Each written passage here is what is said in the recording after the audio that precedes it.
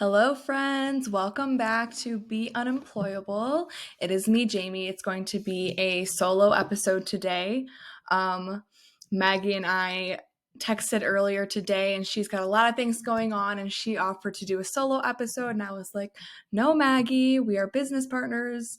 And Maggie's amazing in that we're really open about how we're feeling and how our life is going at the moment, so that we can lean on each other when we need to. And she told me, she's like, I am so busy today, I'm doing so many things, but I can still, I could record it solo since I can't be there at our normal time. I'm like, no problem, Maggie, I will record it solo.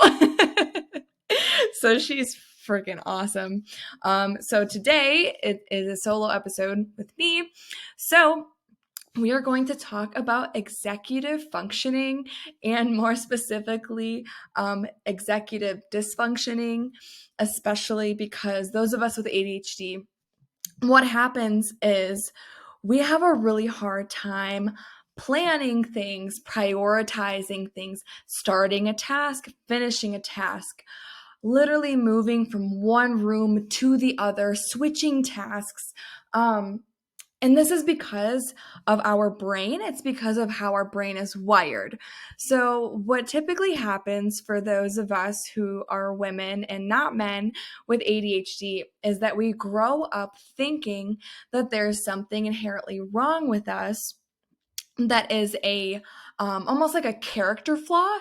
Like, I'm sure a lot of you have experienced someone saying, hey, you just need to try harder. You just need to focus more. You just need to make a list. If one more motherfucker tells me to make a list. And they're likely neurotypical people with really good intentions, but what they seem to not understand is that us with ADHD, our beautiful neurodivergent brains are absolutely wired differently. And so these tips and tricks from neurotypical people to us neurodivergent brains, for one, it doesn't work. For two, it really invalidates our experience as someone with ADHD, because it's like telling somebody without legs that if they would just try harder, they would be able to run. In order for them to be able to run, they need to have the correct prosthetics. They need to have likely physical therapy to know how to use the prosthetics. There's a whole team behind them becoming functional. So if you are a neurodivergent person who has been told your entire life you just need to try harder and make a list and just get organized, just go clean, and once you get organized everything will be totally better. I just want to tell you that, for one, I'm so sorry that you had that experience, and unfortunately it's not an uncommon experience. And two, I'm I'm with you. I've had this experience so many times in the past, whether it be from teachers. Um, my mom was really amazing at not putting those unrealistic standards on me because she was also neurodivergent. She was diagnosed with ADHD actually after she became sober from opioids and had a brain scan done, and they actually saw from a brain scan that she had ADHD. And I knew that my mom had ADHD before I knew that I had ADHD, but that's a conversation for another day. So I'm very fortunate that my mom didn't put these unrealistic, like, neurotypical expectations on me, but I absolutely had them put on me by teachers, professors, friends, family members. You know, you've had the same experience. I'm preaching to the choir. So let's talk a little bit about executive functioning. Executive dysfunctioning, what happens in your brain, and what we can do to help it. So, a disclaimer: ADHD is a neurodevelopmental disorder. What that means is that it manifests as behaviors, but those behaviors stem from your brain. Just like you wouldn't um just like you wouldn't be mad at somebody that doesn't have legs, that they can't run, um, this is the same compassion we need to have towards ourselves of why we function and sometimes don't function the way that we do sometimes. I hope that that is making sense to you. So what's happening is our frontal lobe. So the brain is comprised of different areas, right? I'm gonna try not to get like too sciencey. I'm a little bit of a science nerd, but I'm gonna try not to be too sciencey. There is a part of your brain that controls executive functioning. And executive functioning is all of those things that I spoke about before: the planning, organizing, starting a task, finishing a task, switching from one task to another, organizing tasks, prioritizing. If I already mentioned these more than once, it's because I have ADHD and I want to make sure I hit all of them. Executive functioning. Our frontal lobe also is it helps us to regulate our emotions. So those of us with ADHD, we often feel things very deeply. We often have a really hard time thinking within the gray. And what I mean by that is we have a hard time, we often think in black and white. If you have ever said, like, I have a very all or nothing personality, a good example of this is when we have a hyper focus, right? We have a hard time maybe even veering away from the phone screen or the computer screen to do a different task because we're so caught up in that hyper focus. And that is because our executive functioning, our brain has a hard time switching from one task to another. And it all kind of intertwines. We have a hard time switching tasks. Therefore, we have a hard time getting things done that we need to get done. Therefore, it makes our life as an adult really fucking hard because we're not getting the things done that we need to. And business owners out there, they know how hard it is or how important it is to get things done. So that's the science. I just want to first, before I ever give advice, what I like to do first is, one, talk to you about what's happening at the level of your brain, because our brain is something that we were born with. We didn't have control over the brain that we were born with. And I don't want this to be a big shame fest of there's something wrong with your brain. You have an amazing brain. People with ADHD are I think the most creative, intelligent humans in the entire world. It's just knowing how to work that brain to be functional, to use it to its capacity. Does that make sense? I hope so. So, to get our brain to do the things that we need to do. Oh, so sorry. What I was saying is I like you to first understand that it happens at your brain, the level of your brain, and what manifests are the behaviors. Okay. So when we understand the brain better, we can understand why the behaviors are the way that they are, and then we can put into place things to help those behaviors. Because looking at just the behaviors and saying, hey, you should try this, you're likely going to get advice from neurotypical people that don't understand your brain, and therefore they're giving you advice that isn't meant for your brain, because typical advice is made for neurotypical brains. Okay, so I'm gonna help you with advice for your brain. All right. So executive functioning. There's a lot of us listening to this who have a lot of shit going on in their daily lives. There's a lot of moms, there's a lot of entrepreneurs, there's a lot of, I'm sure, students in college or maybe even high school that have a lot of things going on. There's a lot of I imagine there being like 6 plates on a uh like on a stick, and you have to just how can I explain this better? There was an analogy and I'm having a really hard time finding the words. It's like when you try to keep all the plates spinning without them falling and crashing. And if we do what our neurodivergent brain wants to do, it's that we want to just focus on the one plate and just keep spinning it and let everything else crash. Because with our executive functioning, it's hard to pay attention to something that isn't incredibly interesting. And that's where it's hard to use executive functioning. So, one big tip that I would love to bestow on you is that, for one, figure out what time of day you have the most energy. And before you turn this off and say, Jamie, you are a fucking wackadoo. I just heard that term for the first time from one of my clients. Shout out to you, Angela. I thought it was the greatest term. Like, I'm not a wackadoo. Stick with me. I will tell you why this is so important. So, with us with ADHD, there's a couple things that go on. Oftentimes, if we pay really good attention, there is a certain time of day that we have the most energy. And why is that so fucking important? Well, we're already working with a brain that has a hard time attending to and completing tasks that are not interesting to us. Okay? Add exhaustion to that, and you're almost guaranteed that shit isn't going to get done. I will literally walk you through how I structure my day to where I can actually get shit done. And I will explain why it works and then give you tips of how to implement it into your day. So, first of all, I am the most productive from about an hour after I wake up until about 5 p.m. The reason for that is, one, my brain is sharper because I don't have decision fatigue.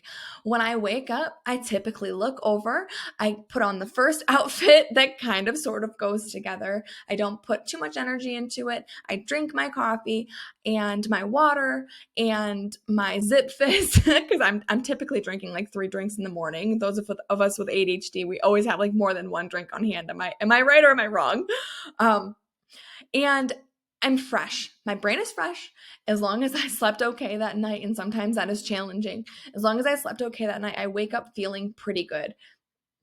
And from there, I know I have the most energy. Oh, also, the reason I wait an hour after I wake up is because I take my ADHD medication when I wake up, and an hour after that is when it is fully in my system.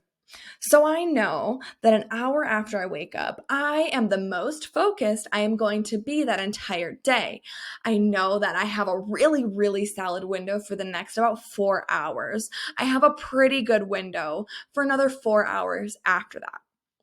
So, to utilize executive functioning or these tips and these tricks, work when your brain is the most optimal.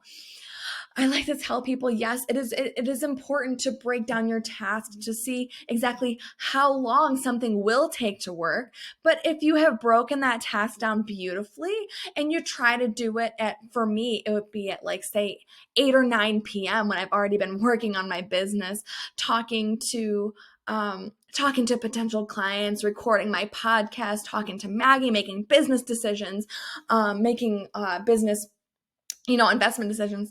My brain is not going to be able to do a task. It's not going to be able to do a novel or a new task. It's just not going to be a good time. A task at 8 a.m. for me may take me 10 minutes to be able to focus and get it done. That exact task at 8 p.m., I may not even be able to understand the steps that go into the task. I will be so overwhelmed with everything that I already did that day that I won't be able to get the simple thing done. How many times has this happened to you? I saw this meme on Facebook a while ago and it said, it took me 10 minutes to do something I've been putting off for 4 months. I have learned nothing from this. That is true. There are going to be things that I will just straight up probably always put off, and I need to get better at it, like my damn taxes.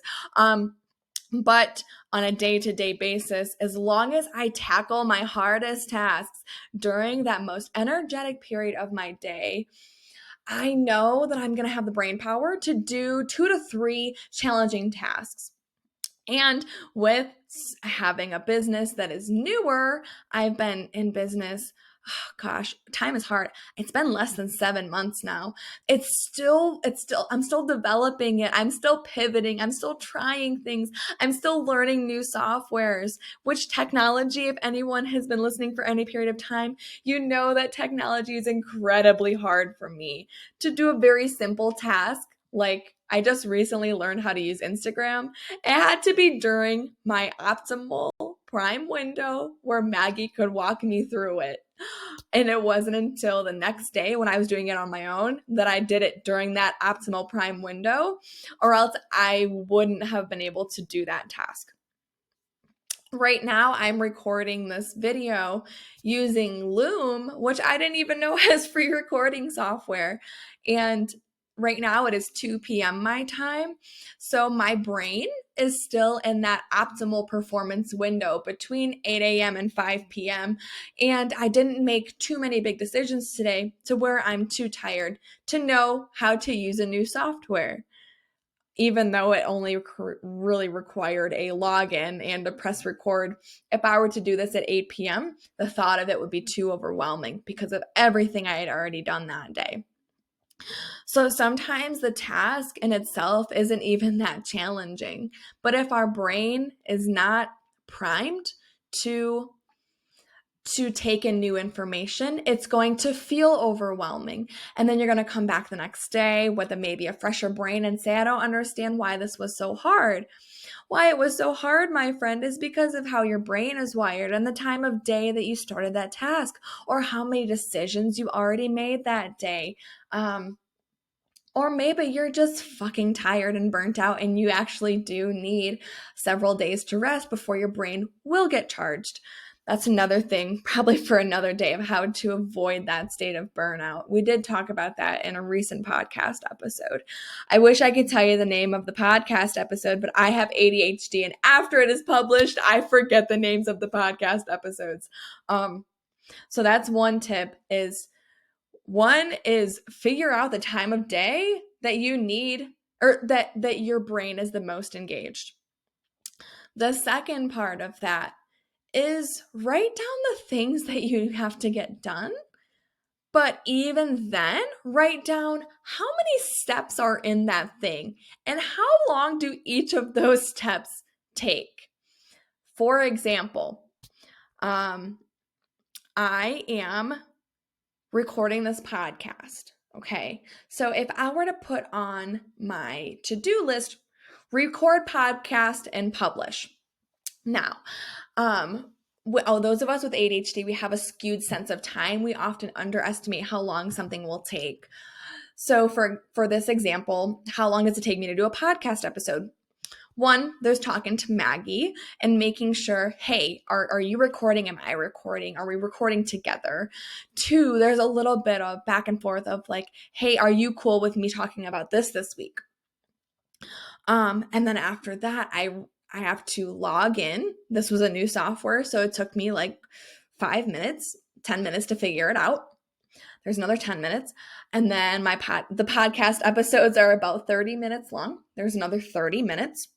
From there, it's uploading the video and the audio into our shared document, which I have not done before, and that's going to take some time. That's likely going to take a good 20 minutes for me to, one, figure out, and two, it's going to take time to upload. And then I have to upload it into Anchor, find the timestamp of what I want my intro to be, cut that, put it in the beginning, add the music. It's gonna take a couple hours to do a 30-minute podcast because there are so many steps that go into a podcast recording. So when you're creating your to-do list, don't just put the things that need to get done. Put one thing that needs to get done and then all the steps that need to happen for that one thing to get done. From there, write down how long is it going to take to do those steps. It's likely going to take you longer than you originally thought. And that's just how our brain works, right? We have a skewed sense of time. We think that going to the grocery store and coming back is going to take an hour when in reality it could take 3. Finding parking, finding the grocery store. Like myself, I'm in a new city. Sometimes it takes energy just to get outside, to get into the car and know you're going to go to a new place because of the anxiety of like, crap, I've never done this before. That's another thing. When you're doing a task that you haven't done before, it's going to take longer. Sometimes you need to take time just to mentally prepare to do the new task. And that's something that's not talked about. I will often I'll tell my husband, hey, I have to do this thing. And he will, walk into another room. He'll come back and he'll be like, what are you doing? I thought you were doing the thing. And I'm like, I'm preparing to do the thing. So sometimes we need to literally put that prep time into our thing, right? So instead of putting 17,000 things on your to-do list, how about we put 1 or 2 things on that to-do list, all the steps to do that thing, estimate how much time it will take, and put extra time so that if you get it done before then, great. If not, no big deal. Okay? Do not put a task and then put the least amount of effort or like the least amount possible that it will take. Overestimate how long it could take. Like, if at the very most this podcast will be 30 minutes to say an hour, I would estimate, hey, I'm going to have an hour of recording time. And then if it ends up being 30 minutes, great. I didn't expect that. I budgeted enough time. Does that make sense, friends? I hope so. So those are the big things. 1, work when you are the most focused. And I do recognize that I don't have tiny humans, all right? And I have my husband and my dogs. My husband is he's able to take care of himself, my dogs, as long as they are fed and watered, which honestly, my husband takes care of that. I just have to let them outside and then I'm able to focus on my business. I 100% understand that probably most people that are listening to this are not in that situation. And I do not for 1 second want it to feel like this bitch doesn't have kids. She's telling me what to do to be productive. No, I am saying like nobody works harder than a mom. I will literally preach that until the day that I die. People like assume that I have children because I'm such a mom advocate. I don't have tiny humans. Nobody works harder than a mom. And I know that the opportunity to get shit done oftentimes is not there. If you have 1 little one, if you have 2 little ones, if you have any little ones, if you've got so much shit going on all the time, you're an Uber, a nurse, a taxi, the homemaker, the emotional support, the therapist, the best friend. You are fucking everything to everybody all the time. And I just want to acknowledge that for a second. I didn't know that I was going to be doing a TED Talk about how moms are fucking miracle workers, but here we are. And it's going to happen a lot more. So if you don't have the opportunity to do the things you need to do during your prime window, to pick the best case scenario. It's not always going to be pretty, but with that, I also want to remind you, you're doing a lot. You're doing a lot already. And if I have one more woman with ADHD come to me wanting help, saying I'm already doing 17 things, but I want to figure out how to be a better mom and wife, I'm going to fucking scream at every neurotypical man that set those fucking standards. They're unrealistic. You don't need to have 18,000 things crossed off of your to-do list every single day. If everybody in your house is loved and fed, then you're doing your fucking job. Okay? So let's just take all those standards and throw them out the window. Okay? Let me just tell you how I really feel for a second. Also, if you're doing all the cooking and cleaning, just like give me your spouse's number because I'm not okay with it. And I also want to talk about when you are a mom, you're already making, I want to preface this with, I do not understand what it's like to be a mom. There's no way for me to understand what it's like to be a mom. Okay. Let me just say that really quick. What I want to acknowledge though is that you're already making so many decisions every single day. What am I going to make for dinner? When am I going to clean? Where am I going to send my kid to school? What park am I going to go to for the play date? Where am I going to get the groceries this week? Where am I going to find the birthday presents? You're making so many decisions every single day. Of course, you are fucking fatigued. Of course, you're having a hard time doing novel tasks. Of course, you're having a hard time getting things done other than keeping your tiny human alive. So let's just normalize that. Part of being functional with ADHD is accepting, one, your brain, and two, setting a more realistic expectation of what your life is going to look like on a daily basis. If your life on a daily basis is filled with healthy relationships, healthy boundaries, and 80% of the time you're functional, then you're doing really fucking great. If you're judging your life based on how clean is my house, like how great was the baked good I made for the bake sale or whatever, that's just fucking bullshit standards that this society has put on you as a woman, and I won't have anything to do with it. So to recap, one, look at what time of day are you able to be the most functional? What time of day is your brain the sharpest?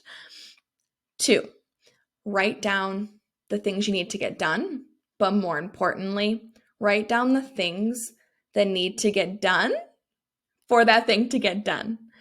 As in the podcast example, I need to record it, log into the software, talk to Maggie, edit it, upload it, all those things. Write them down, and then write down how long those tasks will take you. The next part is to accept the fact that you have already made so many fucking decisions on a daily basis, and it makes it hard to do other things. I'm not saying that you are not Superwoman. You've likely already proved to yourself and others that you are Superwoman. You've already done so many fucking great things, but this expectation of let's do more, it comes from societally women being told that they have to do everything, and then feeling like we have to do everything, and then feeling like we are not worthy unless we do everything all of the time for everyone but our fucking selves. And that's where our boundaries get compromised. We're fucking exhausted all the time, and we're not doing anything that's actually important to us. Okay, the last part. Accept that your life is crazy. Accept that you're already doing enough. And actually, that's it. Accept that your life is crazy. Accept that you're already doing enough. And know how your brain is wired is going to make things more challenging. It's going to make it more challenging to get things done. Do the best you can with your day. Some days are going to be incredibly productive. You're going to be able to get so much shit done. Other days, you're going to have a really hard time getting out of bed into the shower. Let's normalize that both of those are experiences that those of us with ADHD have. Maggie is a nearly 7-figure entrepreneur. She also has days where it is hard to get into the shower. Okay? I have a fucking master's degree and a business, and we're starting a second one together. And yes, very productive, but also I have days where it is fucking hard to get things done because of having to make so many decisions, fatigue, things like that. Okay? So I hope that was helpful for you as far as learning things that you can do to help executive dysfunction, but I also want to normalize how our brain works and help you to accept that there's nothing wrong with you, but your brain is not going to function in the same way a typical brain does. So again, asking your brain to function like a typical brain is like asking somebody without legs to run. All right. And I will leave you with that. I'm not sure if it'll be Maggie solo, if it'll be us together, if it'll be me. I'm not sure. But you will have an episode coming out next week, and one of us or both of us will see you there. All right. Bye, guys.